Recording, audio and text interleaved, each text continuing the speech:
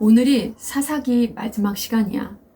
지난 시간에 2번에 걸쳐 사사기 뒤에 나오는 두 사건인 미가와 단지파 사건, 그리고 레위와 베냐민 지파 사건을 통해 사사시대 이스라엘의 영적, 사회적, 정치적 상태가 어떠했는지를 공부했어.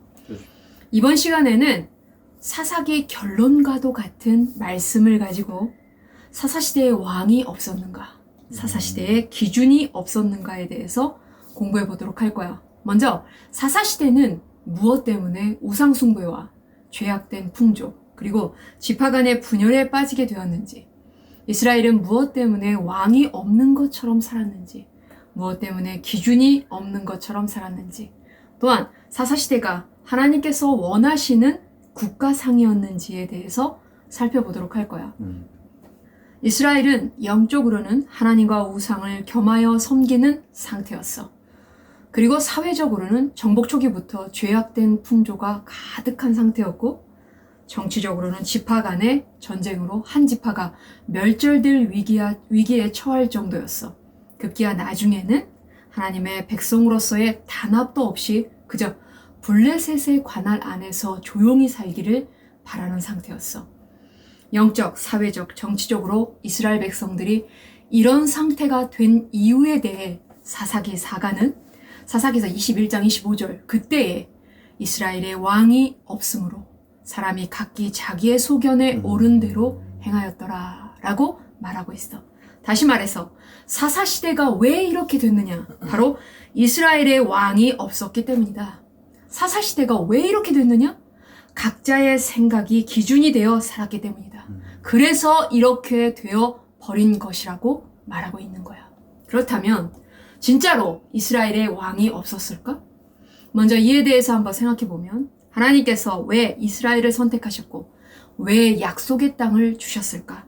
출애굽기 19장 5절에서 6절, 세계가 다 내게 속하였나니 너희가 내 말을 잘 듣고 내 언약을 지키면 너희는 모든 민족 중에서 내 소유가 되겠고 너희가 내게 대하여 제사장 나라가 되며 거룩한 백성이 되리라. 너는 이 말을 이스라엘 자손에게 전할지니라 라고, 하나님께서는 제사장 나라로 만드시기 위해서 이스라엘을 선택하셨고 그들에게 약속의 땅을 주신 거야.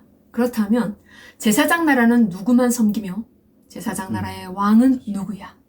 제사장 나라는 하나님만 섬겨. 그리고 제사장 나라의 왕은 하나님이셔. 그런데 25절, 그때 이스라엘의 왕이 없으므로 라고, 사사시대에 왕이 없는 것처럼 살았다라는 것은 이스라엘을 선택하신 목적대로 제사장 나라의 역할을 하지 않았다는 거야. 즉, 제사장 나라의 역할을 하지 않았다라는 것은 하나님을 섬기지도 않았다는 것이고 하나님이 자신들의 왕인지도 몰랐다라는 거야. 결국 이스라엘은 제사장 나라인지도 몰랐기 때문에, 하나님만을 섬겨야 하는지도 몰랐기 때문에, 하나님이 왕인지도 몰랐기 때문에 그 결과 영적으로, 사회적으로, 정치적으로 이와 같은 상태로 살게 되어버렸던 거야. 사사기 사가는 먼저 사사시대에는 이스라엘이 왕이 없었기 때문에, 그래서 각자의 생각이 기준이 되어 살았기 때문에 이와 같은 엉망진창의 상태가 되었다고 말하고 있어. 그렇다면 정말로 사사시대는 이스라엘의 기준이 없었을까? 다시 말해서 이스라엘 백성들은 해야 할 것과 하지 말아야 될 것에 대한 기준이 없었을까? 그래서 각자의 생각이 기준이 될 수밖에 없었을까? 각자 자기의 뜻에 맞는 대로 살 수밖에 없었을까? 신명기 5장 1절, 모세가 온 이스라엘 불러 그들에게 이르되, 이스라엘아, 오늘 내가 너희의 귀에 말하는 규례와 법도를 듣고 그것을 배우며 지켜 행하라 라고, 하나님께서는 모세를 통해 이스라엘 백성들이 하나님께 나아가는 법, 하나님의 백성답게 사는 법에 대한 분명하고 자세한 기준들을 주셨고, 이를 배우고 이를 지키고 이를 행하면서 살라고 분명하게 명하셨어. 그런데 이들은 어떻게 살았느냐 하면 25절, 사람이 각기 자기의 소견에 옳은 대로 행하였더라 라고, 이들은 각자의 생각이 기준이 되어 살았다고 말하고 있어. 이것은 자기들에게 기준이 있는지도 몰랐으며 자기들의 기준이 무엇인지도 몰랐다라는 거야. 즉 하나님의 말씀, 율례, 법도를 몰랐다라는 말이야. 그래서 각자 자기의 생각이 자기의 뜻이 기준이 되어 각자의 생각이 올바른 것인 줄 알고 살았던 거야.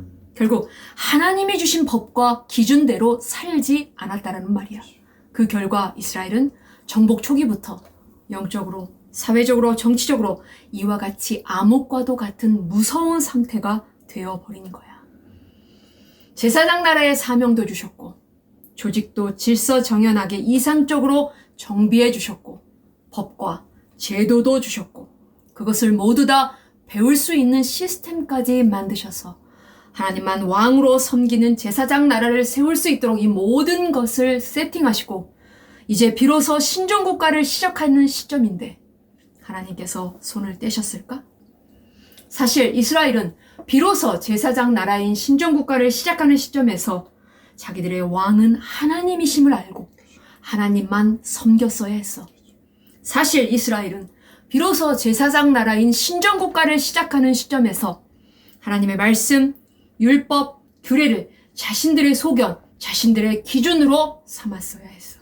그렇다면 사사기서 6장 2절 미디안의 손이 이스라엘을 이긴지라 이스라엘 자손이 미디안으로 말미암아 산에서 웅덩이와 굴과 산성을 자기들을 위하여 만들었으며 라고 이처럼 쪼그라져 힘없이 굴 속에 숨어 살게 되지도 그리고 사사기 15장 11절 유다 사람 3,000명이 에담 바위 틈에 내려가서 삼손에게 이르되 너는 블레셋 사람이 우리를 다스리는 줄 알지 못하느냐 내가 어찌하여 우리에게 이같이 행하느냐 하니 삼손이 그들에게 이르되 그들이 내게 행한 대로 나도 그들에게 행하노라 하니라 라고 이처럼 그냥 이방에 세상에 다스림 안에 거하여 움츠리고 나약하게 적당히 타협하고 적당히 살게 되지 않았을 거야.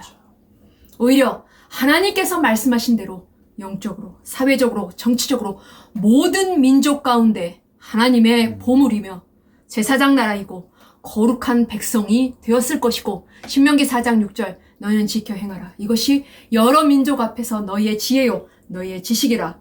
그들이 이 모든 규례를 듣고 이르기를 이 큰 나라 사람은 과연 지혜와 지식이 있는 백성이로다 하리라 라고 모세를 통해 말씀하신 대로 모두 민족들에게 과연 위대한 나라의 백성들이라고 감탄받으며 살게 되었을 거야. 우리는 우리의 영적인 조상들을 통해 어떻게 해야 우리가 세상 속에서 당당하고 힘있게 살 수 있는지를 그 답을 찾아야 할 것이야. 알겠지?